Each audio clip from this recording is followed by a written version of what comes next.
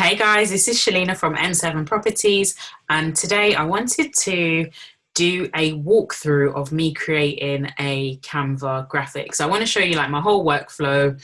This is a work with me video, and I'm sure most of you know how to use Canva already, but I have had a couple of questions from individuals, and I just thought, well, rather than responding on an individual basis, I'll do a video and hopefully it will benefit those who don't know what I'm about to share. So yeah, I will share my screen. If you hear like banging, shouting, all kinds of craziness, it's my 12-year-old playing Fortnite next door. Yeah, these kids have no respect for the fact that mum is trying to make a video. So just to give you a little bit of a heads up. All right, so I'm literally going to take it step by step and show you like my whole workflow. So let's just pretend like, yeah, you know nothing, okay? Right, so I start with the Google.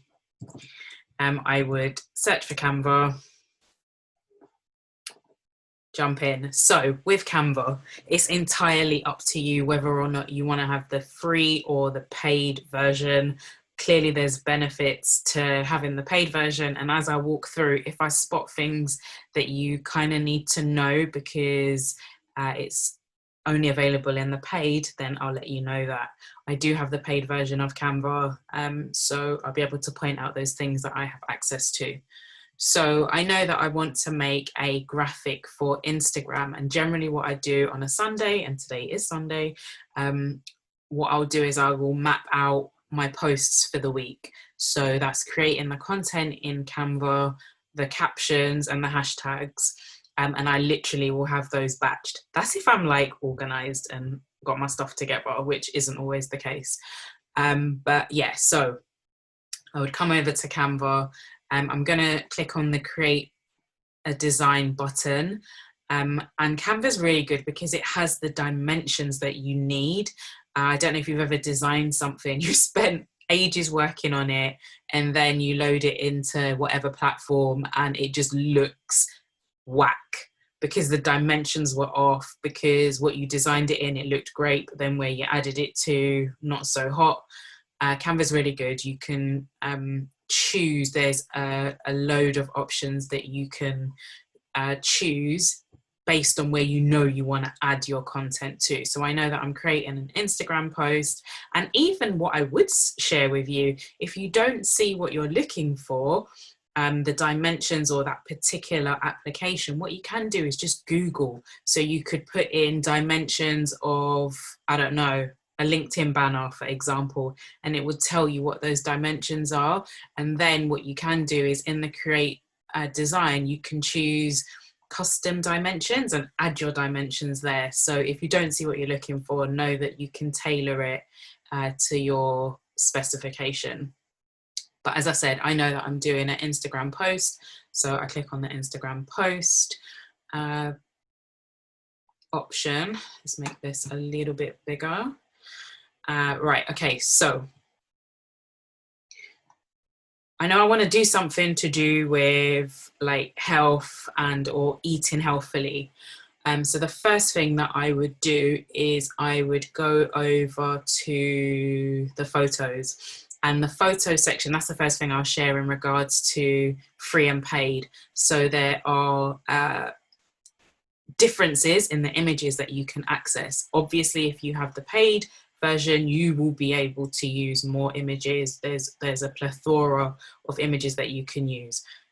I would imagine on the free, I would imagine they give you quite a few options as well, but just know that you may come across stuff on the free that, like for example here where it says pro, you would not be able to get that without paying. I think it used to be like £1 maybe per image. I'm not sure because I have been on the paid version for a while, but you would have to pay per image. So I want to find a pineapple, and I've already made this image if I'm honest with you, but I'm just walking it through so I can show you like what I would be thinking and how I would approach it. So Canva comes up with a load of options of pineapples.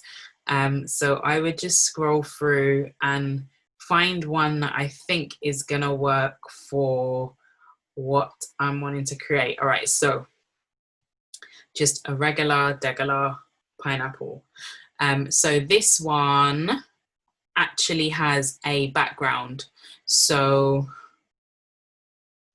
what I'm going to do is I'm going to click on it, and you can see that it's highlighted in a blue square, and the blue square tells you what you are currently interacting with on your canvas, because when you have a load of images and elements and text, it can get quite confusing. So it helps you to know exactly what you're interacting with. So I have that highlighted. I would go over to effects, and I'm going to remove the background because I know that I don't want that white block around it. So that takes a while because my internet is a little bit janky. So yeah, let's just wait for that to get itself together. All right, so the background has been removed. What I should have done is shown you without the background so you can see what I'm talking about. All right, so I think I've replaced the background. No, I haven't. All right, let's go back again. Right, okay, here. So if I added this, for example, you can see that there's something kind of stopping my image from being seen, because Canva operates in layers. I'm not a graphic designer by any means, but much the same as like Photoshop, it operates in layers. So you can see that there's the white background around my pineapple. That is what I want to remove. So if I now go to the background remover, it will do its thing slowly again. But you'll be able to see that it's now just the pineapple with nothing around it. So it just has like a transparent background. So you can see that if I move that there, there's no white edging around it. So sorry, that was a long way of explaining what I wanted to show you, but hopefully that was clear. So I'm gonna want my pineapple sort of positioned over here. In fact, I wanna have two. So I'm gonna Control C to copy. I'm working on a Mac. You can also click on it, right click and copy. And that should give you another, why is it not playing ball? Copy up. It would help if I pasted it. That will help. So there are a couple of options for how you can copy an image. So I want to move this one into position, and I want to kind of make it a little bit bigger. So there's handles around your image where you can extend and reduce the size of your image. So I want my image quite big. And then I'm going to pull this one back in. And what I want to do is I want to use this button here to rotate it. And Canva's really awesome because it can tell you by how many degrees you've rotated something. So you can see it's 0 degrees at the moment because it's upright. And then it tells me when I've rotated it by 90, when I've rotated it by 180 or minus 180. So you can be quite specific in terms of your rotations. So what I want to do with this one, I want to rotate it. And I kind of just want it like poking a little bit in view, not as big. And then this one, I think I want to rotate this as well, just to give a little bit of interest. All right, so we've played around with pineapples for a while, you get the idea. So now what I want to do is I'll go over and I want to add some text. So with Canva, there are so many options for text, and what you see over here that I'm scrolling through, these are just examples of how you can use various fonts together. So when you add something onto your canvas, it's like a template for your font, and you can just delete that text. It's like a placeholder, you can delete it and add what you want to use. So I tend to use this one. This one's my jam. And what I do first of all, so with this example, there are two different types of font. So what I do is I right click and I ungroup. And what that means is that I can interact with each section individually as opposed to as a group. So I will go in here and I change the font to what I want it to say.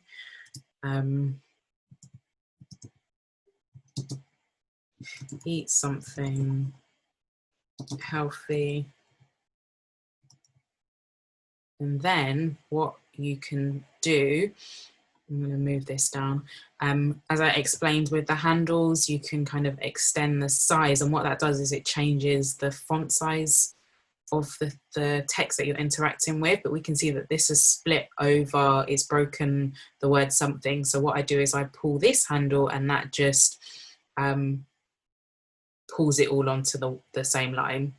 I do want it a little bit bigger, but I'm just repositioning and playing about. And that is exactly what you need to do with Canva. It's just a tool that, you know, you can just play about, have as much fun, exercise your creative muscle, and see what you can come up with. So in here, I've put eat something healthy. And then what I want to do, so I showed you the template fonts, but you can also just use, much like you would in Word or Microsoft PowerPoint, for example, they are just like bog standard fonts. Again, in terms of the pro and the free, you can see this little crown that tells you that you have to be on the paid version in order to use that particular font. So I know that I want to use, you could scroll through, like that's not a problem, but you might be there a little while. And yeah, scroll through and have a play. You can click on to examples and you can see, you know, what it looks like. So I think I'm going to get rid of this one in particular because it was initially created with capitals and I don't want capitals. So I'm going to just add something here. I'll move that over. And what I'll do is go over to here, and in the text searcher, I'm going to put in handwriting because I know I want a kind of handwriting vibe. So I'll have a scroll through.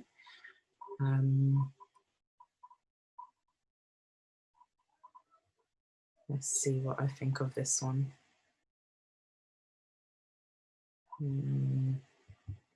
Not really feeling that one.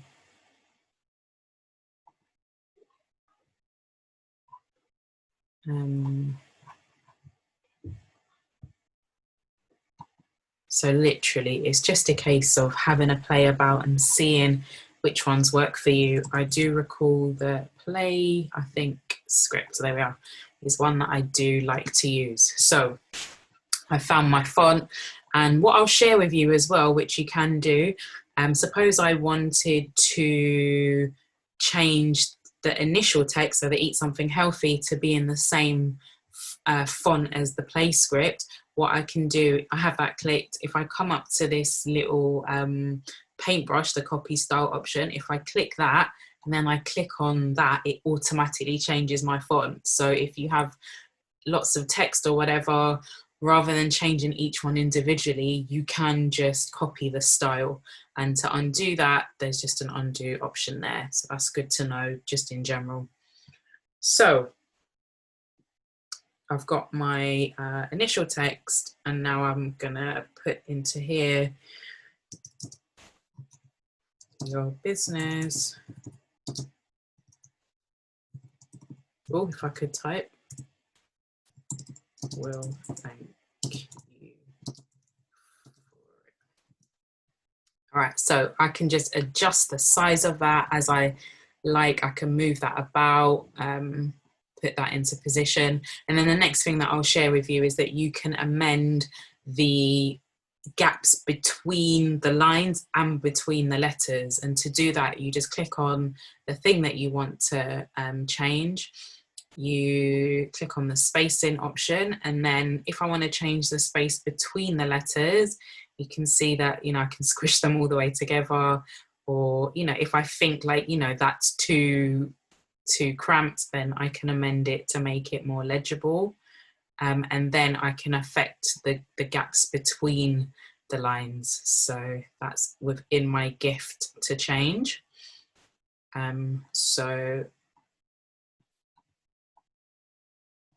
again, I'm going to just rotate that a little bit just to make it a little bit more interesting.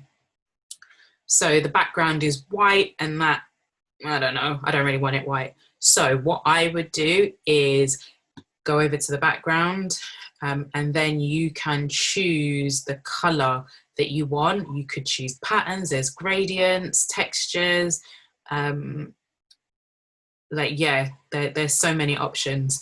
And what I'll show you, what I have been known to do is I will go to the Google, and I know that I want a kind of blush color. So what I would do is blush hex code. And I tend to live in like Google Images. That's all the way like the best place for me anyway. So I've come here and I can see quite quickly like what kind of color that I'm wanting to use. So if I decided that I wanted to use, which one? If I wanted to use this one, what I'll do is I'll click on to that image, and that takes me to that site. And then what I'm going to do is pick up the hex code. So I'm just going to copy that and go back to Canva. And what you do, scroll back to here, you click on this little palette icon, and then you click on new color, and then basically you just paste that hex code that you just got into that palette, and that affects the image that you are working on. So I quite like that. That looks pretty cool. I think I will change the color of this font because I just don't want them to look the same. I don't want them both to be black. And you may think, oh, well, you know, what color would be complementary? You may not know. So you could, again, jump on Google and search for complementary colors to blush, for example, so that your image just really starts to feel very pulled together, let's say. But I know that gray will go quite nicely with this. So this icon here, text color, I click on that. And that's probably a little bit too light. What do you reckon? Too light? What you have to think is that in Instagram, that's going to be quite a small square until someone clicks on it. So methinks I will go with, no, I didn't want to do that. Sorry, I just screamed right in your ear. Oh gosh, I keep doing the same thing. Click the text that I'm trying to change, exactly what I just shared with you guys. What is going on? Right, pull yourself together, Shalina. Click on this, click the text, and change the color. That's what I was trying to do. All right, so I think that works for me. So now what I would do is I would add my icon, or my logo rather, not icon. I would add my logo. So I already have this saved into Canva, but I want to show you, just in case you are just using it for the first time and you haven't uploaded any images or whatever, I'll show you how you do that. So I have my image here on my desktop that I want to use, and I've been doing a combination of my logo with a picture of myself, and that seems to be working well. So what I would do is let me close these. I'm going to drag this in to my image, and what you will see it doing is adding it. Can you see over here? You can see it's like uploading, and then it's all the way there. Awesome. So you could now just start, you know, changing the size, resizing, moving, putting that to where you want it to be. I'm not going to do that. So I'm going to delete that. but it's already now in my library, so I can use that as and when I choose. I'll do the same thing for this image. You could just drag it over onto here, but I just put it on the image for some reason. So that's uploading. That's now been added to my library, so I'll delete that. So how I do it, and this is just showing you another way that you can, or another thing that you can do within Canva. So if you click on elements, there are things called frames, and there's various different types of frames that you can use. And basically frames are just like a placeholder for you to drop an image into. So I would add that to my image, resize that, and then the picture that I've just added in of myself, I click back on uploads and I click and drag and drop that into the frame. So if I drop it here, it's going to add it to my picture. That's not what I'm trying to do. I'm going to literally hover over the frame and release it, and then it adds it into the frame that I've put onto the image.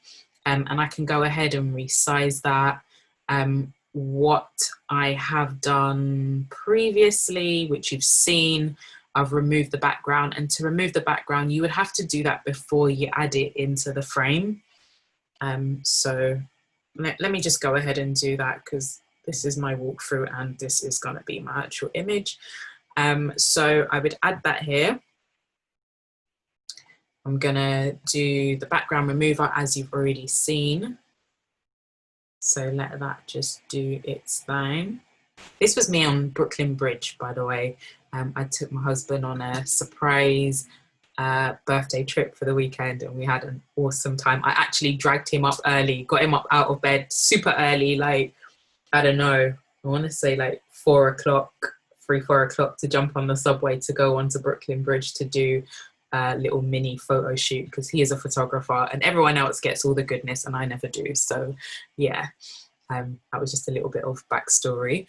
So I've removed the background from that image. So then I go back over to elements. I add the frame. I'm going to resize that and just move that down here. And then I click on the image of myself and then hover that over the frame, and that drops me in.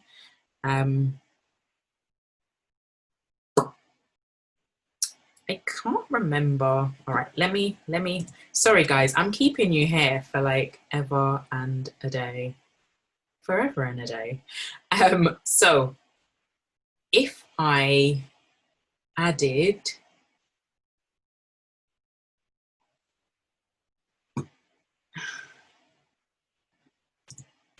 I'm trying to remember how I get the yellow. I think I made that previously in a separate canvas. So I will,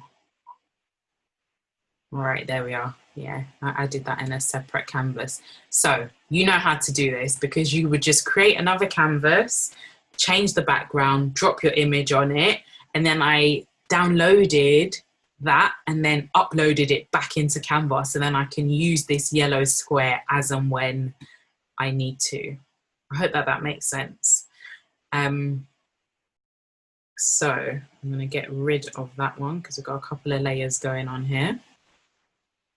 Right, so I go back to the elements, pick up the frame, reduce the size because I know I want it over in the corner and not to be too big.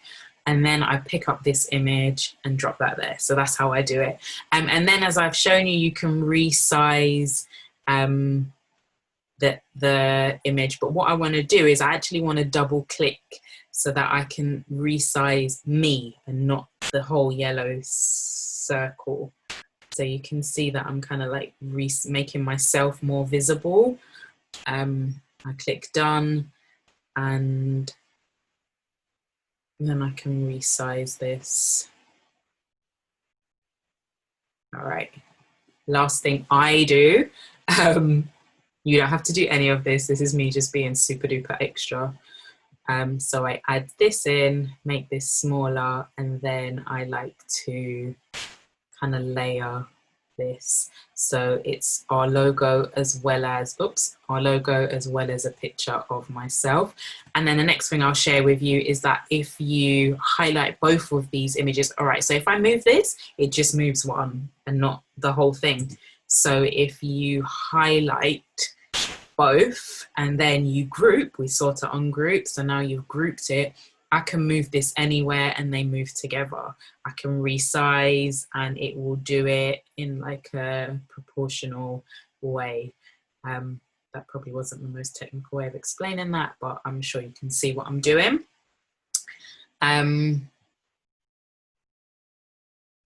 Yeah, I think I want to change the letter height of this one. It's probably a little bit squidged together. I could be here faffing like all day, literally. All right, tell me to stop, tell me to stop. Right, okay, so I'm done.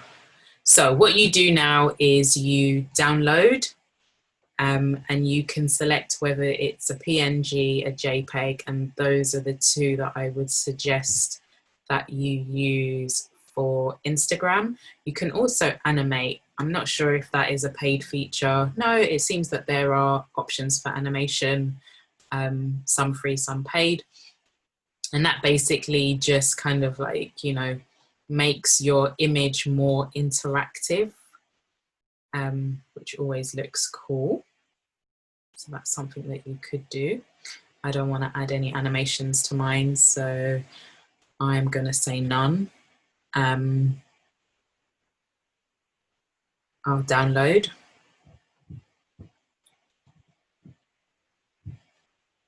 And then it does its thing. All right, so there we are. There I have my finished image that I will upload to Instagram in the morning. So make sure you go and like the image, like, because we did it together. So what I would do, so I've got my image now and I have already written my captions. So I have that already done. I'm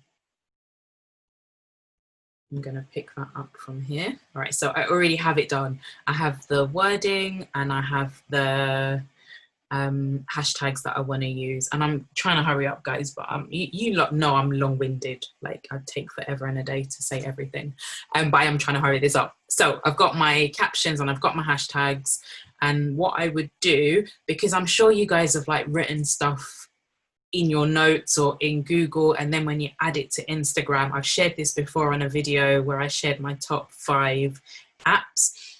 There's an actual website that you can use to make sure that the line breaks are as you expect them to be. So I would come here and then I would put in IG, kind of remember what it's called, IG line break. Let's see. Yep, cool, that's the one. So I would come over here and I would pick up, copy and control copy my font. And then I would drop that into here. And then basically what I do is I kind of like force the carriage returns in. And I do use kind of like a combination of emojis and line breaks, just because I think it just makes it more interesting to read. But yeah, so then what you do is you click the convert and copy to clipboard, and that has copied. So I go back to my, where is it?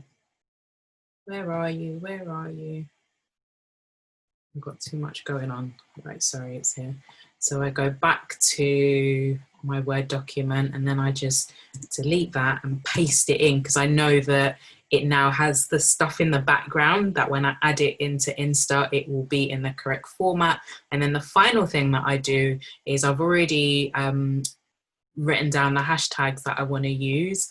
And I know that there's already 30, you can use up to 30, but I want to show you another tool that you can use to check that you haven't gone over 30, because that's painful when you do, because then it won't post, and then if you haven't copied it, it's just a whole headache. So I copy my hashtags, go back to Google, and I put in hashtag counter, and basically you just drop your hashtags here and then click count, and it will, oh, I said I knew that there were 30 and I'm at 36, like for real. Okay, so I need to get rid of 6 of my hashtags. Yeah, just pretend I've done that. I'll figure that out off camera. But you basically, you know, can remove your hashtags until you get down to 30. You don't have to use 30. I choose to, but that's entirely up to you. But you get the idea of what you do. Then you would just copy and go back to your document, drop that in. So I know in the morning, all right, and the final thing that I would do is I would drop my image into here. What did I do with it? Where have you gone? What's happened? What did I do? Okay, let's go, there we are, all right. So I would just drag and drop my image over here. And because I am just that kind of girl, I need to have it at the top.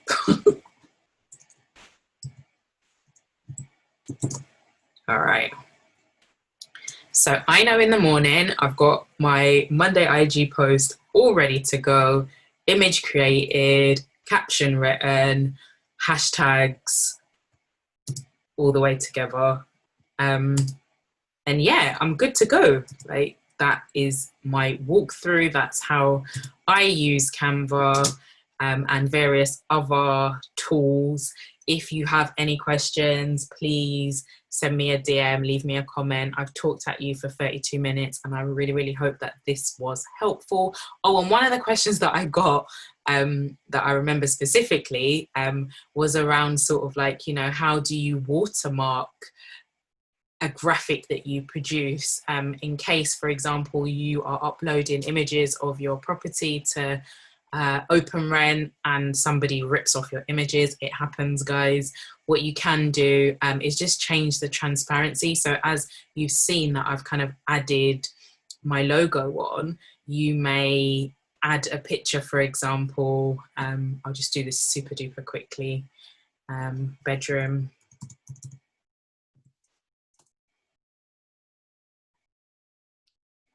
You may have your, oh, let's do it nicely. You may have your lovely picture that you want to upload to OpenRent and you want to watermark it. So what you could do is get your logo. Mine's quite dark, so probably, I don't know, it might not look so hot. What you can do is turn down the transparency of that image.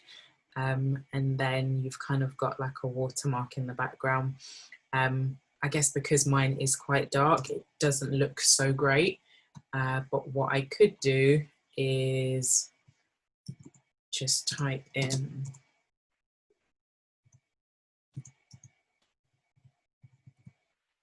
that. I could rotate it, extend it, and then turn down the transparency. So you've got a watermark like across your image. Some people like that, some people don't. It can detract from the image itself. But if it's something that you know, would like to know how you do it, this is an option.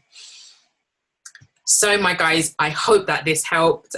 Please, as I say, leave me a comment below. Let me know if you have any tips with using Canva that you want to share with others.